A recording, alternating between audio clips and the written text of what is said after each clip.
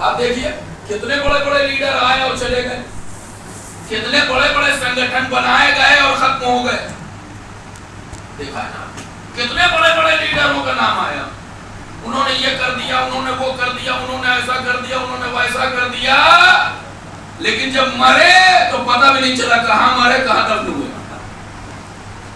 ان کی تعداد بہت تھی, جنازہ اٹھتا اور شرکت کرنے والے اگر آ جاتے تو بہت مجمع ہو سکتا تھا, سارے ریکارڈ ٹوٹ سکتے تھے, لیکن اللہ نے اس کثرت میں برکت نہیں رکھی.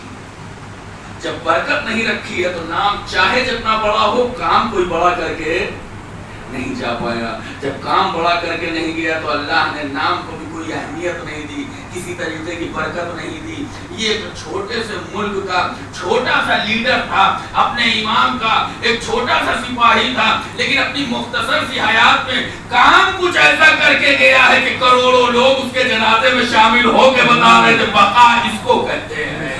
صلوات پر محمد وآلہ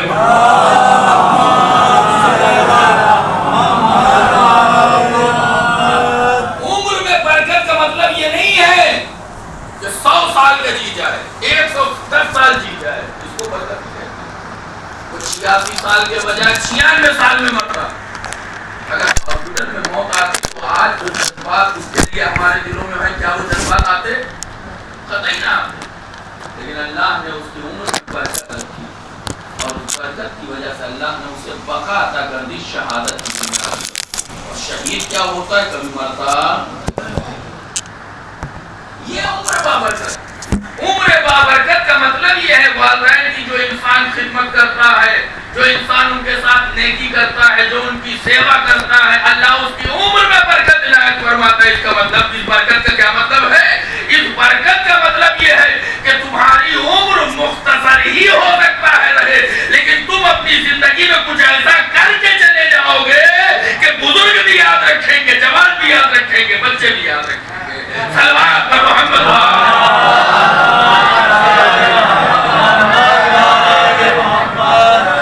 ہم سب کی خواہش ہے کہ ہمیں یاد رکھا جائے, ہم ذہنوں میں موجود رہیں, ہم دلوں میں موجود رہیں. ہم سب کی خواہش ہوتی ہے. یہ خواہش کب پوری ہوگی؟ عمر بابرکت. وہ کب ملے گی؟ والدین کی خدمت, والدین کے ساتھ حسن سلوک, والدین کے ساتھ اچھا اخلاق. دوسری چیز جس میں برکت عنایت فرمائے گا پروردگار والدین کے ساتھ نیکی کرنے کی بنیاد پر, وہ ہے رزق میں برکت.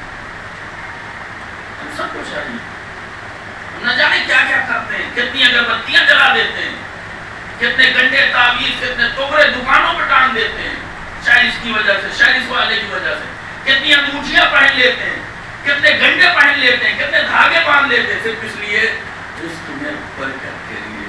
میری دکان اچھی چلے, میرا کاروبار اچھا چلے, میری تجارت اچھی چلے, میری جو نوکری ہے اس میں میرا پروموشن ہو جائے. صرف اس لیے اللہ کہہ رہا ہے نہ گنڈے کی ضرورت ہے, نہ تعویذ کی ضرورت ہے, نہ اگربتی کا دھواں پھیلانے کی ضرورت ہے, نہ کسی درگاہ پہ جا کے موم بتی پہ پیسہ خرچہ کرنے کی ضرورت ہے. جہاں بھی جا رہے ہو وہاں جاؤ اور یہ دعا کرو کہ پروردگار مجھے میرے والدین کے ساتھ حسن سلوک کرنے کی توفیق عنایت فرما. یہ توفیق مل جائے گی, خدمت کرنے لگو گے, برکت خود بخود آنے لگے گی. صلوات پر محمد.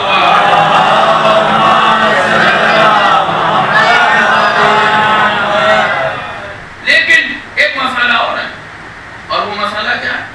جو والدین اپنی اولاد سے اپنی خدمت کرانا چاہ رہے ہیں, ایک مسئلہ ان کے لیے ہے, اور وہ مسئلہ کیا ہے؟ آپ نے اپنی زندگی میں کیا اولاد کی تربیت ایسی کری ہے کہ وہ بڑا ہو کر آپ کی خدمت کر سکے. ایک چیز ہوتی کرما, دنیا بنایا ہوا کرما ایک چکر ہے. اس چکر کا کام کیا؟ پلٹ کے خود ہی کی طرف آتا ہے. اس کو آپ کہہ سکتے ہیں اگر سورج کی طرف آپ نے پتھر مارا تو وہ پتھر واپس آپ ہی کی طرف آئے.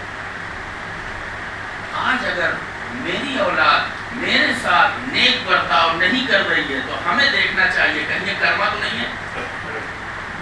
یہ کرما دنیا کا بنایا ہوا نہیں ہے, یہ حدیث کا ہے, یہ حدیث والا کرما ہے, یہ آتھینٹک ہے. ہم نے اپنے والدین کے ساتھ کیا کیا؟